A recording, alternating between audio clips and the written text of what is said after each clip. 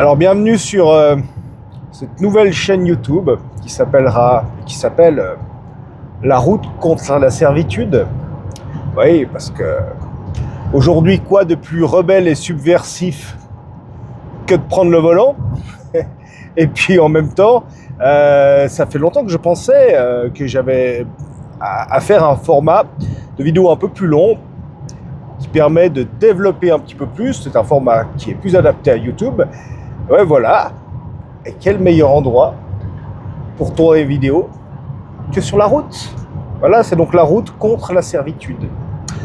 Et c'est le premier épisode de la route contre la servitude où nous parlerons de différents sujets.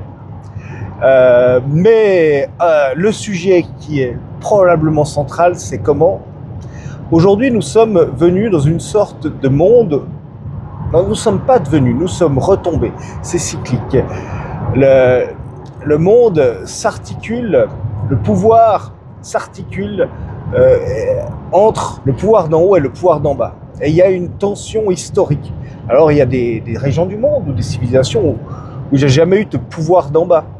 Peut-être même que c'est plus la norme, le pouvoir d'en haut, que l'exception. Être gouverné par des rois, être gouverné par des fonctionnaires, un pouvoir technocratique. Ça, c'est typiquement le pouvoir d'en haut. La Chine et ses mandarins, et l'époque, la Chine a presque inventé ce mode de gouvernement d'en haut. La Suisse a été basée sur le principe du gouvernement d'en bas. C'est-à-dire que c'est vraiment le peuple qui s'est levé, qui s'est dressé contre des empires, qui les ont bottés dehors. Et c'est un peuple en armes, c'était plus une société en soi de classe, vraiment. C'était en tout cas un peuple des paysans qui se sont dressés. Et le cœur de la tradition, du fonctionnement de la Suisse, c'est le pouvoir d'en bas. Le peuple est le souverain et prend toutes les décisions. Et malheureusement, de manière invisible, plus ou moins invisible, peut-être beaucoup de gens ne le perçoivent pas, et ben le pouvoir d'en haut reprend le dessus, par différents moyens.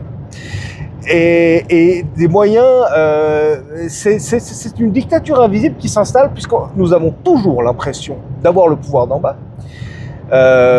Et pour expliquer comment, parce que d'autres pays sont passés par là. Si on prend l'exemple, on va parler de la France. La France est un pays qui a fait sa révolution sur une idée de pouvoir d'en bas, contre le pouvoir d'en haut.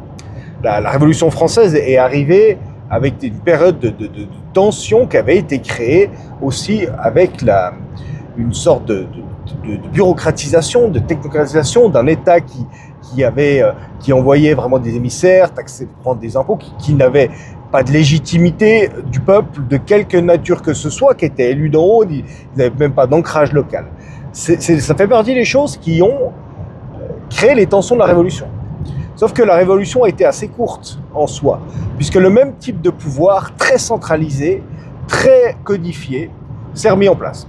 Et vous voyez, la France aujourd'hui, c'est une symbolique de pouvoir d'en bas. Il n'y en a pas en réalité. Et même, on donne l'illusion d'un choix tous les 5 ans aux Français, mais c'est un choix qui est déjà balisé. Et les Français, tous les 5 ans, ils vont voter entre un président de gauche et un président de droite, historiquement, ça a été ça certaines années, qui finalement faisaient la même chose, plus ou moins, et qui, dans un monde où en plus une bonne partie du pouvoir est dans l'administration, et de toute façon, et une grande partie du pouvoir est de toute façon déjà dans l'administration, et au final, ça ne change pas grand-chose. Et le choix est finalement très limité. Et il n'y a pas de référendum, hein. Il y a eu des référendums du temps de De Gaulle, qui était un homme très sage. Et il n'y en a plus beaucoup eu depuis. Il y a eu le référendum sur la France a eu un référendum sur la Constitution européenne qu'ils ont eu le malheur de refuser. Et donc, on a corrigé ce vote d'une autre manière. Et donc, voilà. Ça, c'est un choix illusoire dans un pays qui est gouverné d'en haut. Et on laisse l'illusion au peuple de croire qu'il a une sorte de pouvoir d'en bas. Contrairement à la Chine, historiquement, a eu ce type de pouvoir pendant 2000 ans, et en fait, ce pouvoir s'est effondré quand la Chine a été confrontée aux grandes puissances, parce que ce type de pouvoir est fragile. Confronté à l'extérieur ou à des événements, plus on codifie quelque chose, plus on crée, quand on veut tout est réglementé, moins on a un système qui est résilient au choc, qui est résilient, voilà, on ne crée pas d'antifragilité. Ça, c'est quelque chose que Nassim Taleb explique beaucoup, et on reviendra sur ces thèmes durant les vidéos. Mais voilà, donc le pouvoir d'en bas est un leurre dans ces situations-là. Aujourd'hui, en Suisse, eh bien, normalement, on est un peu pays de pouvoir d'en bas. Mais ce pouvoir d'en bas nous échappe. Pourquoi ? Eh bien, c'est une technocratie. Il y a plusieurs niveaux de technocratie qui prennent le dessus, plusieurs niveaux de pouvoir d'en haut qui sont en train d'écraser le pouvoir d'en bas. Et si on prend au niveau international, aujourd'hui, ce qu'on veut nous mettre avec l'Union européenne, qui essaye de nous imposer, parce que l'Union européenne, c'est une immense technocratie. C'est un pouvoir de l'administration avec un parlement fantoche, qui n'a pas de pouvoir législatif. Tout est décidé par les commissaires européens qui sont nommés par ces gouvernements qui sont déjà à peu près choisis. Donc c'est vraiment une illusion de démocratie dans un système complètement technocratique. Et qu'est-ce qu'on essaye de nous faire avec des règles qui viennent d'en haut ? On est en train de dissoudre notre propre pouvoir. Et nos choix deviennent de plus en plus des illusions. Après, on a différentes régions de Suisse qui subissent aussi cette perte du pouvoir d'en bas. Berne, typiquement, nous impose aux cantons ou aux régions sous couvert de politique d'agglomération, de politique politique sur la mobilité, sur l'aménagement du territoire, sur toutes sortes de choses, des règles qui viennent de Berne, qui sont une technocratie qui vient écraser le pouvoir d'en bas, qui est contraire à la tradition fédéraliste de la Suisse d'ailleurs. Et surtout, la plupart de ces choses ne sont même plus décidées par le politique. C'est-à-dire qu'on a des fonctionnaires, des cases de fonctionnaires qui ont un pouvoir énorme. Et qui ont un pouvoir de décider. Sauf qu'en plus, contrairement en fait à des politiciens qu'au moins on peut virer toutes les X années, encore qu'il faut avoir le choix et l'alternative pour les virer, ça on y reviendra, eh ben eux ne sont pas élus. Donc ce sont des gens qui prennent des décisions dont ils n'ont jamais assumé les conséquences. C'est déjà un problème de mettre des gens qui n'assument pas les conséquences de leurs actes à des postes de pouvoir, qui n'ont pas en assumé, ils n'en prennent pas les risques, et en plus de ça, ils n'ont pas de moyens de révocation. Et c'est là qu'on confisque complètement un type de pouvoir du peuple. Et plus on a ce pouvoir d'en haut, moins il y a de pouvoir au peuple. Et très souvent, toutes ces mesures technocratiques se font sur des idées bienveillante, de progrès, c'est presque toujours le prétexte. Que ce soit l'égalité, que ce soit l'écologie, que ce soit d'autres choses, c'est toujours un type d'écologie, parce que l'écologie tout en haut n'est pas forcément l'écologie. On peut avoir une écologie décentralisée, et c'est ce qui est complètement différent et qui est certainement beaucoup plus efficace. Mais c'est des excuses.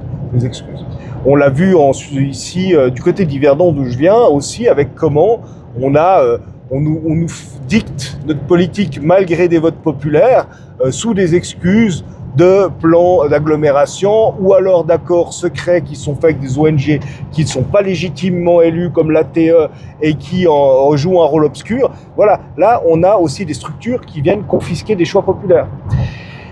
Et en fait, le peuple perd tout ses capacités de choix réels très souvent quand tu lui donnes des choix illusoires. C'est-à-dire qu'en fait, si on a un système, en France c'est un système de bipartisme qui s'était posé, que Macron a pété, et qu'au final, ça a juste fait disparaître la supercherie. Parce que passer d'une gauche à une droite qui faisait la même chose, c'était pas un vrai choix. Et même, c'était une sorte de ping-pong, c'est-à-dire que toutes les législatures, ils en ont marre, on change de côté, on change de bord, parce qu'on en a marre, et on prend l'autre bord qui est tout aussi problématique que l'autre, qui gère mal la dépense publique, et puis qui fait les mêmes choses, et qui ne change rien, et qui ne donne pas vraiment le pouvoir au peuple, même s'il se fait élire en ayant promis de faire des référendums, d'écouter, de faire des consultations. Voilà, là on est dans un bipartisme fantoche, Et il n'y a pas de réel choix démocratique, il y a une illusion de choix.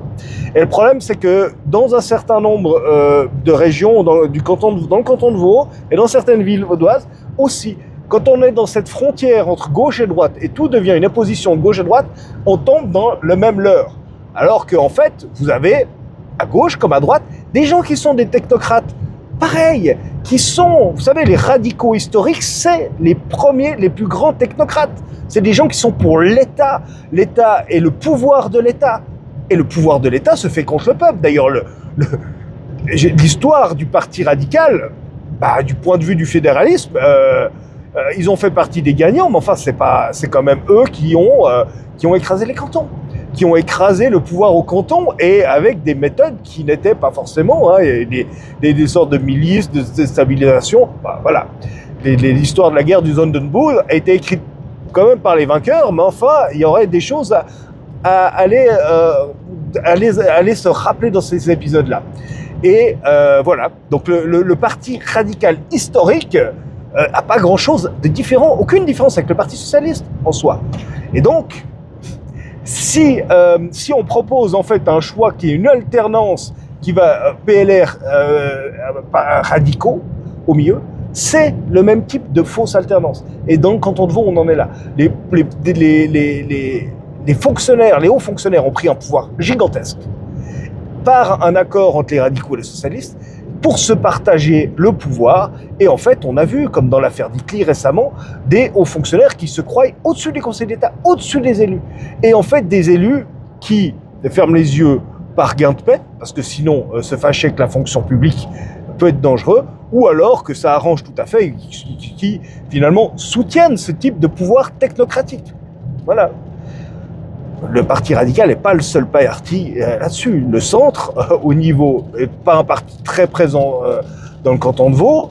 Je ne crois pas que, et typiquement Valérie Litli l'a montré qu'elle ne faisait pas du tout partie de ceux, elle voulait gouverner, assumer des choses, et qu'elle ne rentrait pas là-dedans. Enfin, historiquement et au niveau fédéral, le centre, le PDC, historique, est un parti très technocratique.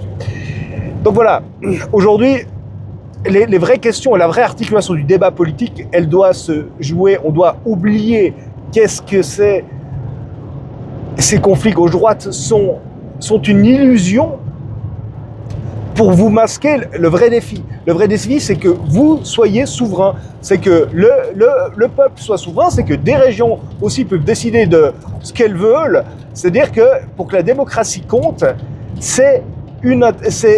fait, on doit réfléchir sous l'axe du pouvoir d'en haut contre du pouvoir d'en bas. C'est-à-dire ceux qui sont et qui veulent donner le pouvoir au peuple, ceux qui veulent décentraliser le pouvoir, ceux qui veulent des régions qui soient autonomes, qui puissent décider. Voilà, ça c'est le pouvoir d'en bas. Et le pouvoir d'en bas contre le pouvoir d'en haut. Et toutes ces histoires gauche-droite aujourd'hui sont largement obsolètes. Et elles sont surtout là pour vous mettre dans vos têtes un autre dilemme, une autre articulation qui va faire que du coup, vous ne réalisez pas de ce qui se joue vraiment et de ce qui vous prend. Comment est-ce qu'on vous vole votre souveraineté et quand on vous fait croire à l'illusion, une illusion démocratique, de plus en plus une illusion démocratique. Alors on n'y est pas encore, on n'est pas encore la France, mais il faut se méfier. Voilà. On reviendra sur ces thèmes. D'ailleurs, j'ai écrit un livre que je suis en train de finaliser sur ce sujet. Voilà. C'était l'épisode de La route contre la servitude.